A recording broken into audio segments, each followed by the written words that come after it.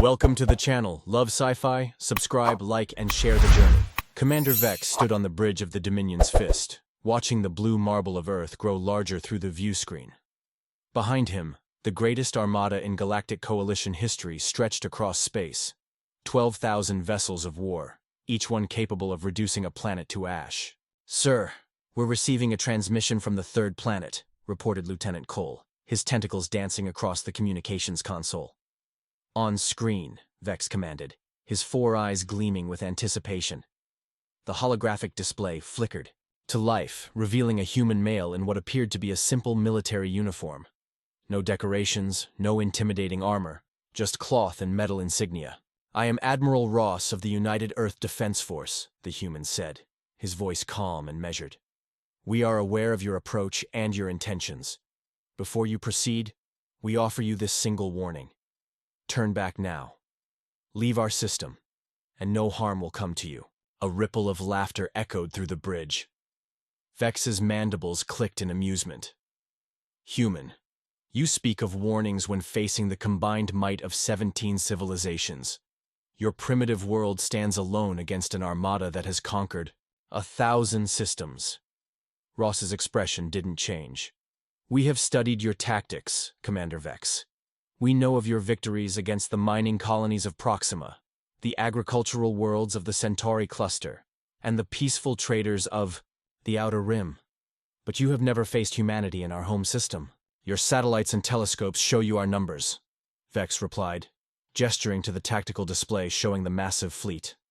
12,000 ships against your few hundred. Your mathematics must tell you this is hopeless." "Mathematics?" Ross said quietly. "Isn't everything, Commander. We've prepared for this day for decades. Our children grow up learning about the wars of their ancestors, studying every battle ever fought on our world. We know what happens when someone threatens our home." Vex leaned forward, his massive frame casting shadows across the bridge. "Pretty words, human. But your species has never faced the void cannons of the Thek Empire, or the quantum torpedoes of the Vrax Confederation.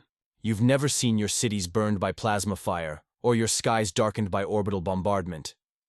"No," Ross agreed. "We haven't. But you've never faced humans defending their homeworld either." He paused, looking directly into the camera with eyes that seemed ancient despite his relatively young appearance. "Commander, I'm going to tell you something that your intelligence reports might not have mentioned. Humans have fought wars for our entire recorded history. Not for conquest or resources, but for survival. We've perfected the art of warfare through necessity." "Your threats ring hollow," Vex snarled. "We have studied your world's conflicts. Primitive chemical weapons, crude nuclear devices, kinetic projectiles. You still use metal slugs fired from tubes." Ross smiled then, and something in that expression made several bridge officers shift uncomfortably. "Yes, we do. We've found they work quite well when applied correctly.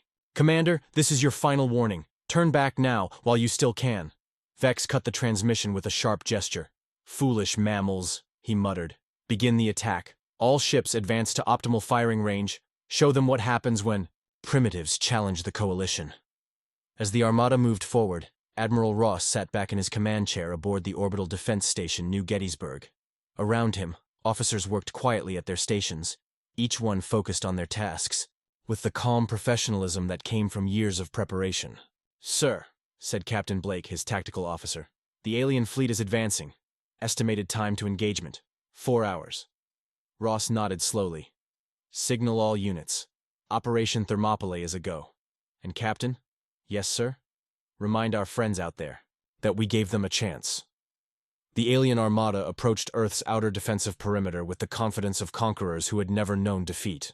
Commander Vex watched the tactical displays with satisfaction as his fleet maintained perfect formation, their combined firepower enough to crack a moon.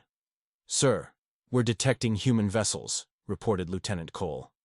"Small formations scattered throughout the asteroid belt. Primitive designs, but there are more than our initial scans indicated." Vex's eyes narrowed as he studied the readouts. Where intelligence had suggested a few hundred human ships, the displays now showed thousands of contacts. Still vastly outnumbered, but curious. "Are they trying to hide behind the asteroids like cowards?" he asked. Negative, sir. They appear to be mining. Mining? Vex clicked his mandibles in confusion. In the middle of a battle zone? Captain Torres, commanding the human mining vessel 49er, smiled grimly as her crew put the finishing touches on their latest project. Around her ship, dozens of other miners worked frantically to complete their preparations. "Charges are set, Captain," reported her engineer, Lieutenant Hayes. "All asteroids in Sector 7 are ready for detonation." Torres nodded, watching her tactical display as the alien fleet approached. "Good work, people. Remember, we're just humble miners. Nothing threatening about us at all." The first alien ships entered the asteroid field at maximum speed, eager to sweep aside the scattered human vessels and proceed to the main prize. The Dominion's Fist led the charge, its massive bulk easily dwarfing any human construction. "Human vessels, surrender immediately or be destroyed," Vex broadcast across all frequencies. Torres keyed her transmitter. "This is Captain Torres of the mining ship 49er. We're just working folks trying to make a living. Don't mind us. You have 30 seconds to power down your engines and prepare to be boarded." "Well," Torres said to her crew, "I reckon that's about all the time we need." She turned to her weapons officer. "Light 'em up, Johnny." The asteroid field exploded. What the aliens had dismissed as random mining operations revealed their true purpose as hundreds of carefully hollowed-out asteroids detonated simultaneously. But these weren't simple chemical explosives. Each asteroid had been converted into a massive kinetic projectile, their cores filled with dense metals and accelerated by hidden mass drivers. The effect was devastating. Chunks of rock and metal, some the size of buildings, slammed into the alien vanguard at velocities that turned them into relativistic weapons. Ships that had survived the plasma storms of a dozen conquered worlds crumpled like paper under the onslaught. Commander Vex watched in horror as his forward battle group simply ceased to exist. "Impossible!" he roared. "How did they—" "Sir!" Cole's voice cracked with panic. "The mining ships, they're not mining ships, they're launching missiles." The human miners shed their disguises like snakes shedding skin. Hidden weapon ports opened, revealing torpedo tubes and railguns. The seemingly helpless vessels transformed into predators, their humble exteriors concealing enough firepower to gut a cruiser. Torres grinned as her ship's true weapons came online. "All right, boys and girls, time to show these alien bastards what happens when they mess with terra firma.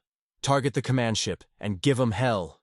The 49er and her sister ships unleashed a coordinated barrage that lit up the void. Their weapons weren't the elegant energy beams favored by most galactic civilizations. They were crude, brutal, and devastatingly effective. Solid slugs accelerated to tremendous velocities punched through alien armor like it was tissue paper. "Sir, we're losing ships faster than our computers can track," Cole reported, his voice barely audible over the chaos of battle damage alarms. Vex stared at the tactical display in disbelief. In minutes, he had lost nearly a third of his vanguard force to what intelligence had described as primitive humans with primitive weapons. "Fall back to Rally Point Alpha," he ordered. "Regroup and assess our losses." As the surviving alien ships retreated, Admiral Ross watched from his command station with grim satisfaction. "Phase 1 complete," he announced to his staff. "Estimated enemy losses? Preliminary reports indicate approximately 4,000 enemy vessels destroyed or disabled," Captain Blake reported. "Our losses are minimal, mostly the mining ships that couldn't break contact in time." Ross nodded solemnly. Each of those lost ships represented brave men and women who had volunteered for what everyone knew was likely a one-way mission. "Signal Captain Torres and her people. Tell them they've earned their pay today." "Sir," Blake continued, "the enemy is regrouping beyond the belt. They'll be back." "Oh, I'm counting on it," Ross replied, his eyes fixed on the tactical display. "We've got 6 more phases to go, and they haven't seen anything yet." Commander Vex paced the bridge of the Dominion's Fist like a caged predator, his massive form casting shifting shadows across the deck plating. The remains of his once mighty vanguard limped through space behind him, testament to the humans' surprising ferocity. "Status report," he growled to his surviving officers. Lieutenant Cole's voice trembled as he read from his displays. 42% of the forward battle group destroyed, sir. Another 18% severely damaged. The humans used our own momentum against us. Every asteroid in that field was a weapon. Primitive tactics, Vex spat, though his tone lacked conviction. Crude and barbaric. Sir, interjected Captain Nex from the communication station, we're receiving intelligence updates from the rear echelon. Long-range sensors are detecting massive human fleet movements throughout the inner system. Vex studied the tactical hologram as it updated with new information. Human ships were moving in seemingly random patterns between Mars and Earth, their formations appearing chaotic and undisciplined compared to the Coalition's precise military doctrine. They're running, he concluded with satisfaction. Scattering, like the primitives they are. We bloodied their nose, and now they flee in panic. Admiral Ross stood in the command center of the new Gettysburg, surrounded by displays showing the movements of every human vessel in the system. To an outside observer, it might have looked like chaos. Ships breaking formation, fleeing in all directions, abandoning defensive positions. Sir, Admiral Johnson reports the Third Fleet is in position, Captain Blake announced. Good. What about Admiral Kim's people? Seventh Fleet has reached their rally point. Admiral Petrov confirms the Fifth is ready. Ross nodded, watching as the alien fleet reformed and began its advance toward Earth. They think we're running scared. Let them believe it. The human fleets continued their apparent retreat, always staying just ahead of the alien advance. Whenever the Coalition ships moved to engage, the humans would break off, leading them on a merry chase through the inner system. It was textbook rabbit and hound tactics, and Vex was growing increasingly frustrated. Sir, should we split our forces to pursue multiple targets? Asked Captain Nex. No, Vex replied firmly. That's what they want. We maintain formation and drive straight for their homeworld. Let the cowards run. We'll deal with them after we've burned their cities. But the humans weren't running. They were positioning. Captain Maria Santos commanded the destroyer Santiago, part of what appeared to be a scattered and panicked human force fleeing toward the outer system. Her ship's engines ran hot as she led a squadron of alien pursuers on a wild chase through the asteroid belt. Ma'am, we've got 12 enemy cruisers closing fast, reported her tactical officer. Perfect, Santos replied with a predatory smile. Signal the Barcelona and Valencia. Execute Matador protocol on my mark. The three human destroyers suddenly reversed course, their engines screaming as they accelerated directly toward their pursuers. The alien captains, expecting the humans to continue fleeing, found themselves facing ships charging directly at them with suicidal determination. What are they doing? Demanded the lead alien captain. He found out seconds later as the three destroyers unleashed everything they had at point-blank range. Their hulls, seemingly fragile compared to the massive alien vessels, bristled with hidden weapons. Missile pods, railguns, and particle beams erupted from concealed hardpoints as the humans demonstrated another fundamental principle of their warfare. When cornered, attack. The alien cruisers, built for long-range bombardment, couldn't match the devastating close-quarters firepower of the human ships. Two exploded outright, while the others took crippling damage before the Santiago and her sisters vanished back into the asteroid field, leaving destruction in their wake. Similar scenes played out across the system as human fleeing forces turned on their pursuers with calculated ferocity. Each engagement followed the same pattern: apparent retreat, sudden reversal, devastating attack, then disappearance into the maze of asteroids and debris that humans had spent decades turning into a fortress. Admiral Ross watched the tactical displays with professional satisfaction. Enemy pursuit forces are taking heavy casualties, sir, Blake reported. They're learning not to chase our fleeing ships. Good. How long until their main force reaches the Mars orbital zone? 16 hours, sir. Ross nodded. Signal all fleet commanders. Phase 3 initiates in 12 hours. And Captain? Yes, sir. Make sure Admiral Chen's people are ready. The trap only works if the door closes properly. Commander Vex stared at his casualty reports with growing unease. What should have been a simple pursuit had turned into a series of costly engagements. The humans weren't fighting like any civilization he'd encountered. They had no concept of honorable warfare or proper military conduct. Sir, Lieutenant Cole reported nervously, we're approaching the fourth planet. The main human fleet appears to be making a stand in the orbital space above it. Vex studied the displays showing thousands of human ships arranged in what looked like defensive formations around Mars. Finally, they're going to fight properly. Signal all ships, prepare for full assault. We'll crush them here and proceed to their homeworld. But as his fleet advanced toward what appeared to be the final human stand, Vex couldn't shake the feeling that he was walking into another trap. The humans had already proven they were far more cunning than anyone had anticipated. He was about to discover just how cunning they could be. The space around Mars blazed with the light of 10,000 stars as the Coalition Armada approached what appeared to be humanity's last stand. Commander Vex stood on his bridge, watching the tactical displays with predatory satisfaction. Before him, arranged in traditional defensive formations, waited the bulk of Earth's fleet. "Sir, we count approximately 8,000 human vessels," reported Lieutenant Cole. "They're maintaining standard defensive positions around the fourth planet's orbital space." Vex's mandibles clicked approvingly. "Finally, they fight like civilized beings instead of scurrying rodents. All ships, advance to optimal firing range.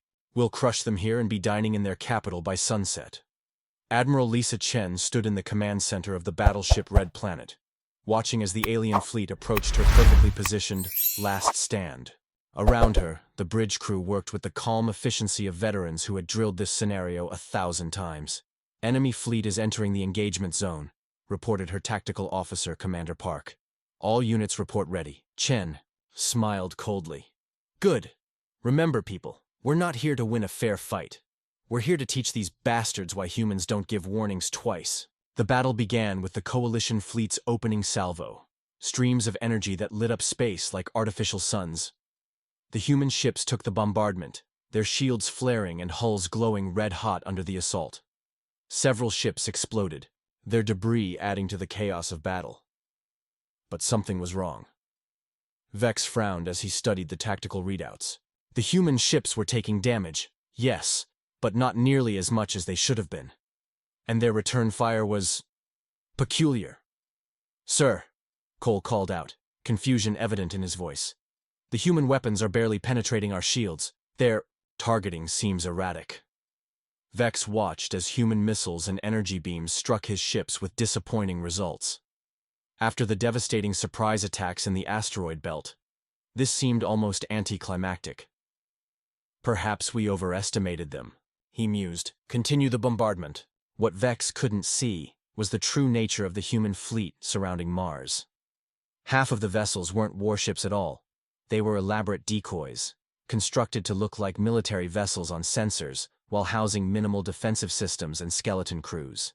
The real ships mixed among them were conducting a very different kind of warfare. Captain David Torres, no relation to the mining ship captain, commanded the stealth frigate Ghost Protocol, one of dozens of similar vessels hiding among the decoy fleet.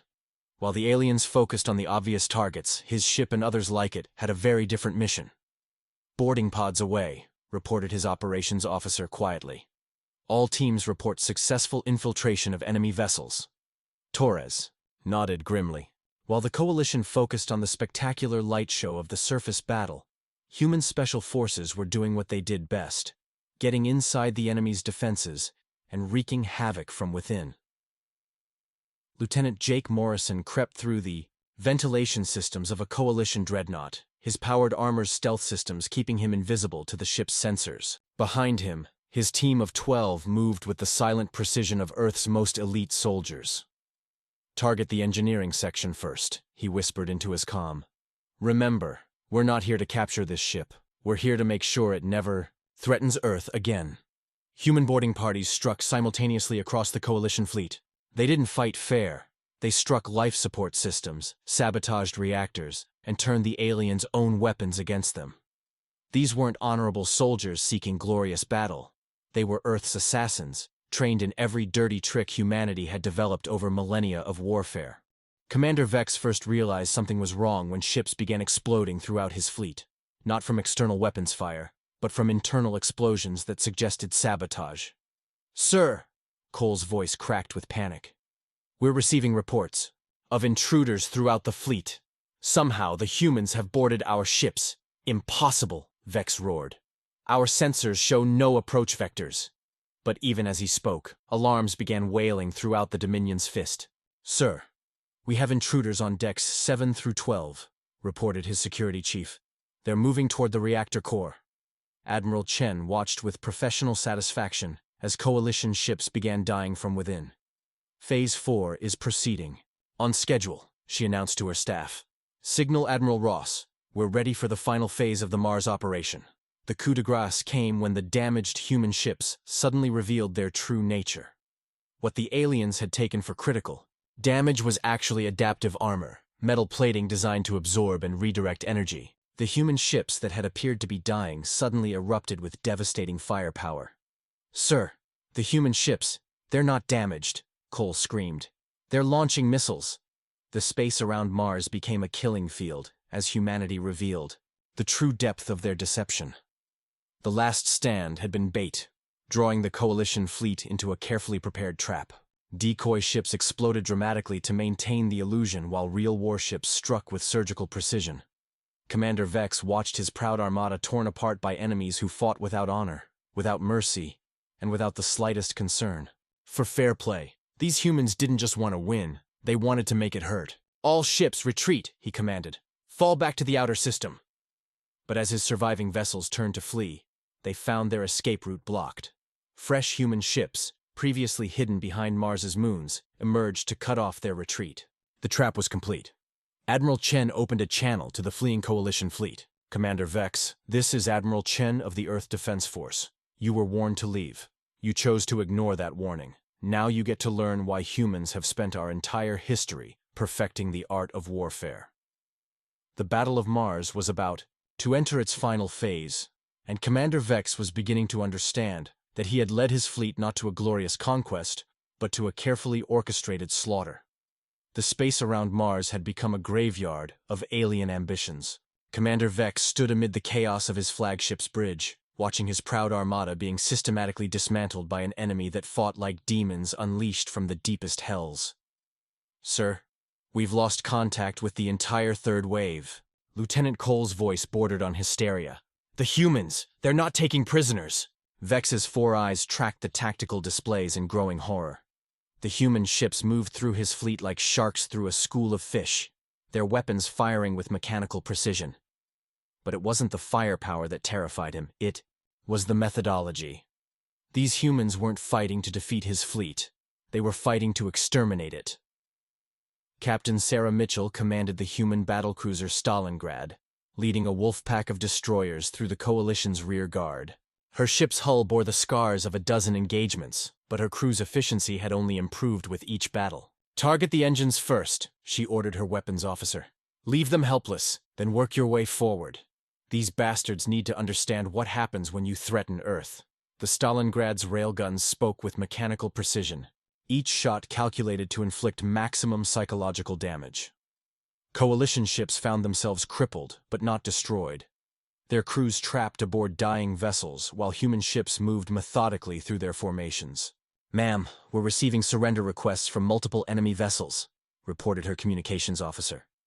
Mitchell's expression didn't change.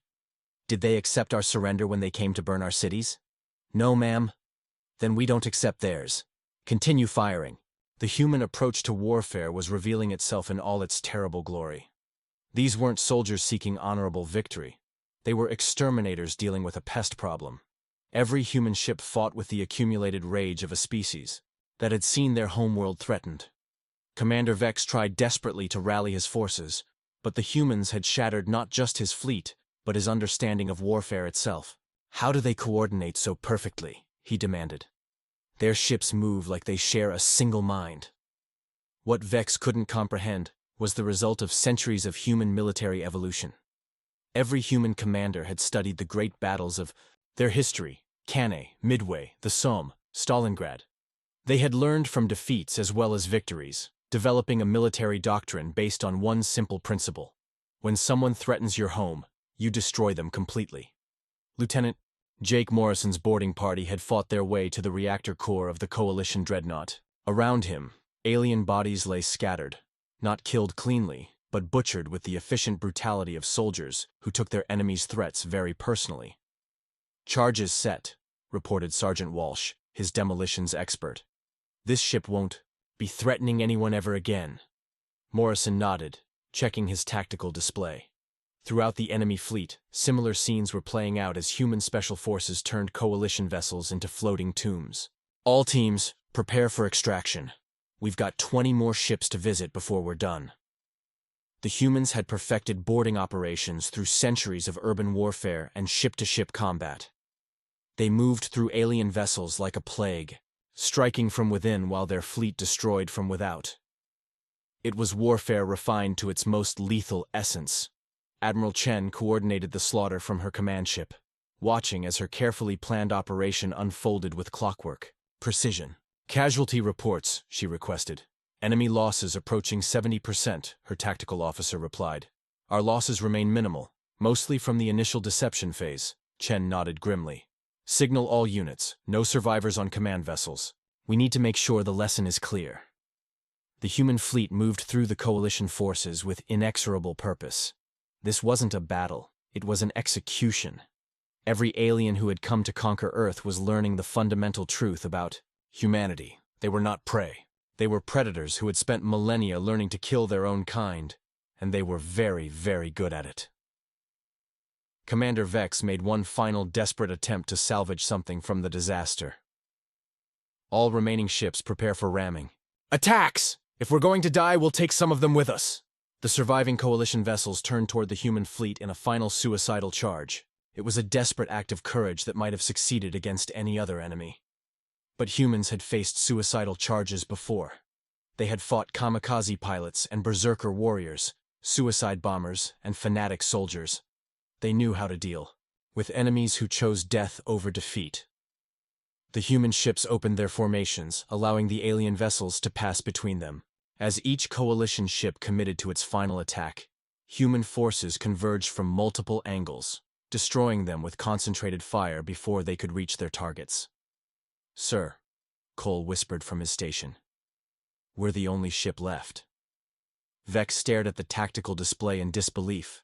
His magnificent armada, 12,000 ships that had conquered star systems, had been reduced to a single vessel in a matter of hours. The humans hadn't just defeated them. They had annihilated them.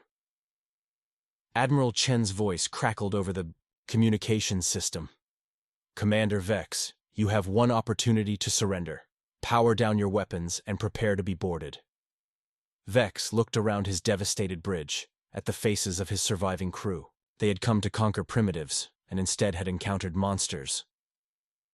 "What guarantee do we have that you'll honor the rules of war?" Chen's laugh was cold as space itself. "Commander, you came here to exterminate my species. The only rule of war that applies now is the one you should have remembered before you ignored our warning. Don't start a fight you can't finish." The Dominion's fist powered down its weapons, the last remnant of the greatest armada in galactic history, surrendering to the species they had so grievously underestimated. The command deck of the Dominion's fist fell silent as human boarding parties secured the last coalition vessel. Commander Vex, his once proud uniform torn and stained, found himself face to face with the species he had come to exterminate. Admiral Chen stepped through the airlock with the casual confidence of a predator in complete control. She was smaller than Vex had expected. Most humans were compared to coalition species, but there was something in her eyes that made his massive frame shrink back instinctively. "Commander Vex," she said, her voice carrying no emotion whatsoever. "I'm Admiral Chen of the Earth Defense Force. We need to have a conversation." Vex's mandibles clicked nervously. "I demand to be treated according to the galactic rules of warfare. My crew and I are prisoners of war and—" "No," Chen interrupted quietly. "You're not." The alien commander's 4 eyes widened in confusion. "What do you mean?" Chen gestured to the tactical displays, still showing the debris field that had once been the coalition armada. "The galactic rules of warfare apply to conflicts between civilized species. You came here not to conquer, but to exterminate. Your own communications made that clear. Complete eradication of our species was your stated objective." She walked slowly around the bridge, examining the alien technology with professional interest. "When someone comes to commit genocide, Commander, they forfeit the right to civilized treatment. You're not prisoners of war. You're war criminals." Lieutenant Cole, the only other surviving officer on the bridge, trembled as he spoke. But we followed coalition protocol." We offered you the chance to surrender. To slavery, Chen finished coldly. Yes, we intercepted those communications too. Surrender so you could work our children to death in your minds while you strip our world bare. She turned back to Vex. Tell me, Commander, in all your conquests, how many species have you completely wiped out? Vex's silence was answer enough. Chen activated her communicator. Admiral Ross, this is Chen. Package is secured. Ross's voice crackled through the speaker. Understood. How many survivors? Approximately 3,000 across all vessels. Good. Bring them home, Admiral. We have work for them. The journey back to Earth took 18 hours. During that time, the surviving coalition forces were given a comprehensive education in human history. They watched recordings of humanity's greatest conflicts, the world wars, the genocides, the campaigns of extermination that had marked their species' darkest hours. Commander Vex found himself strapped into a chair in the ship's briefing room, forced to watch as humans displayed their own capacity for horror. Images flashed across the screen. Concentration camps, atomic bombs, cities reduced to ash by their own inhabitants. You see, explained Dr. William Hayes, a human xenopsychologist, who had joined the boarding party. You made a fundamental error in your assessment of our species. You saw our current civilization, peaceful, exploratory, generally benevolent, and assumed that was all we were capable of. Vex watched in growing horror as the recordings showed human armies moving across continents, leaving nothing but devastation in their wake. But you're monsters, he whispered. When we need to be, Hayes agreed matter-of-factly. You see, Commander, humanity learned something very important over the course of our history. The capacity for violence isn't evil. It's a tool. The evil lies in how you choose to use it. The recordings shifted to show human peacekeeping forces, disaster relief efforts, medical missions to distant worlds. We chose to turn our weapons outward, to protect instead of destroy. But that doesn't mean we've forgotten how to destroy. Hayes leaned forward, his eyes boring into Vex's. You came to our home intending to commit genocide. In response, we showed you exactly what genocide looks like when it's performed by experts. The transport ships carrying the coalition survivors entered Earth's orbital space to find a system transformed. Where once there had been peaceful research stations and civilian habitats, now bristled with weapons platforms, battle stations, and defensive arrays that defied the imagination. Admiral Ross met the prisoners at Luna Station, humanity's primary military facility. The orbital fortress was a marvel of engineering and a monument to human paranoia. Every surface bristled with weapons. Every corridor was designed to channel invaders into kill zones, and every system had been hardened against attack. Welcome to Earth, Ross said as Vex and his officers were marched through the station's corridors. Or rather, welcome to what Earth becomes when someone threatens it. They were brought to a vast observation deck overlooking Earth itself. The blue marble that had once seemed so peaceful now revealed its true nature. The planet's surface crawled with activity. Massive construction projects, weapons testing, fleet assembly yards that stretched beyond the horizon. Do you see it now? Ross asked quietly. You didn't attack a peaceful world, Commander. You attacked a species that has spent its entire history learning to kill. We just chose to be civilized until someone gave us a reason not to be. Vex stared at the transformed planet in growing horror. What? What are you going to do with us? Ross smiled, and it was not a pleasant expression. We're going to send you home, Commander. Every last one of you. Home? Vex's confusion was evident. Oh yes, Ross continued. You're going to return to the Coalition worlds. You're going to tell them exactly what happened here. You're going to explain how the greatest armada in galactic history was destroyed by the primitive humans they so casually dismissed. Ross leaned closer, his voice dropping to a whisper. And then you're going to deliver a message for us. The message was simple, recorded by Admiral Ross himself and loaded into the databanks of every Coalition ship that would carry the survivors. Home. When Vex finally asked what the message contained, Ross smiled again. We're returning your warning, Commander. Just like you warned us about conquest, we're warning the galaxy about what happens when someone threatens Earth. The difference is, our warning comes with proof. As the Coalition survivors were loaded aboard their damaged ships and sent on their way, they carried with them something more valuable than any military intelligence. They carried fear. Word would spread throughout the galaxy about the species that fought without honor, without mercy, and without any concept of a fair fight. Humanity had wanted to be left alone. Now they would be. 6 months after the Battle of Mars, the galactic community was still reeling from the reports filtering back from the Coalition survivors.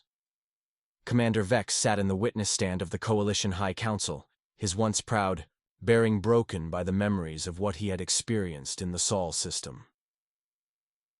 "You're telling this council," said High Counselor Thex, his voice dripping with skepticism, "that 12,000 ships, the largest armada in Coalition history, were destroyed by a single primitive species?" Vex's mandibles clicked nervously. "Not destroyed, Counselor. Exterminated. There's a difference." Around the vast circular chamber, representatives from 17 different species muttered among themselves. The Coalition had ruled the galaxy for 3 centuries, spreading civilization to 1,000 worlds. The idea that they could be utterly defeated by a species that still used projectile weapons was unthinkable. "Explain the difference," Thex demanded. Vex closed his 4 eyes, remembering. "When we attack a world, we destroy their military, occupy their cities, and integrate their population into the Coalition. It's conquest. What the humans did to us." He paused, struggling with the words.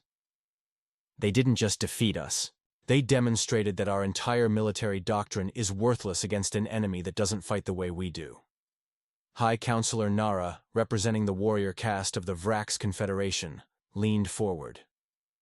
"You speak of them as if they're some unstoppable force. They're mammals, for void's sake. Small, weak, short-lived mammals." "That's what we thought," Vex replied quietly. "That's what killed us." On Earth, Admiral Ross stood in the war room deep beneath the Cheyenne Mountain complex, studying reports from human intelligence operatives throughout the galaxy. The message they had sent with the Coalition survivors was having exactly the effect they had intended.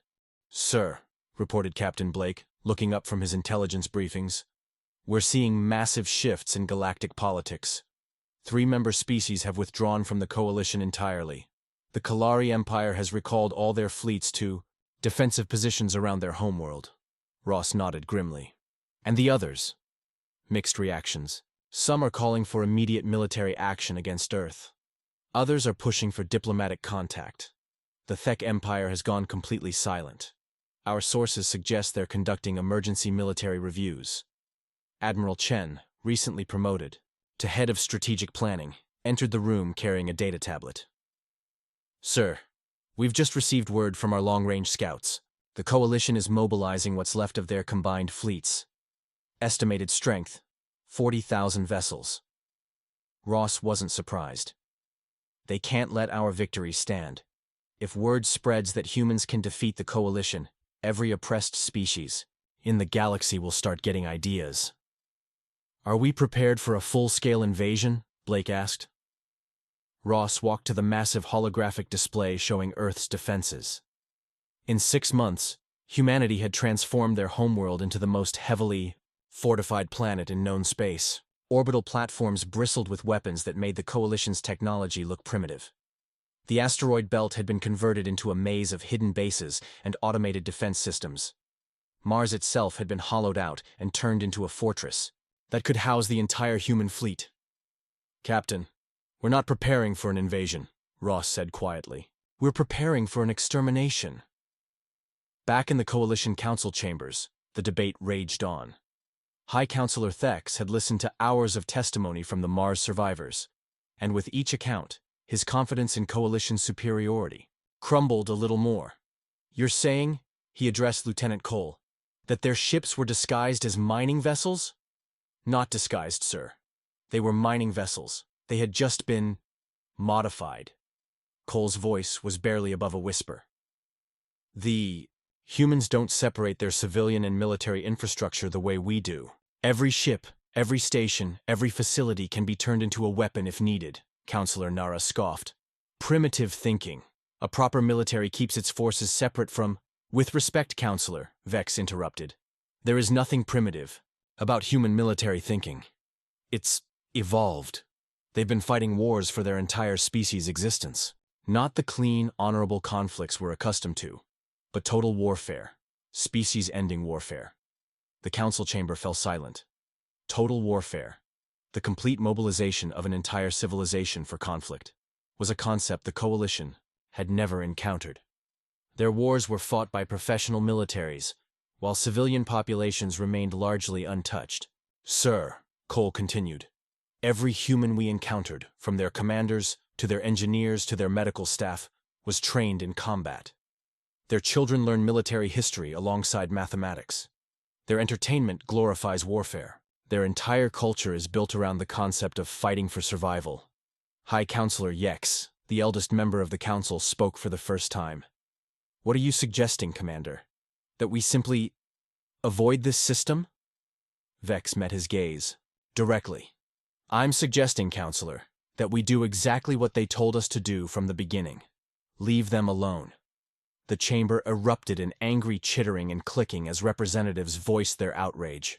The coalition had never retreated from any species, never acknowledged defeat to primitives.